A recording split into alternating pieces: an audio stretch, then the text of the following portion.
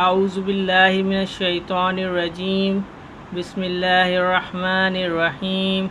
قصہ حضرت انس بن نضر کی شہادت کا۔ حضرت انس بن نضر رضی اللہ تعالیٰ عنہ ایک صحابی تھے جو بدر کی لڑائی میں شریک نہیں ہو سکے تھے۔ ان کو اس چیز کا صدمہ تھا، اس پر اپنے نفس کو ملامت کرتے تھے کہ اسلام کی پہلی عظیم و شان لڑائی اور تو اس میں شریک نہ ہو سکا۔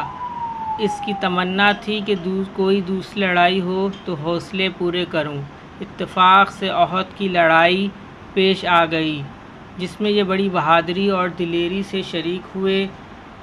احد کی لڑائی میں اول تو مسلمانوں کو فتح ہوئی، مگر آخر میں ایک غلطی کی وجہ سے مسلمانوں کو شکست ہوئی۔ وہ غلطی یہ تھی کہ حضور اکرم صلی اللہ علیہ وسلم نے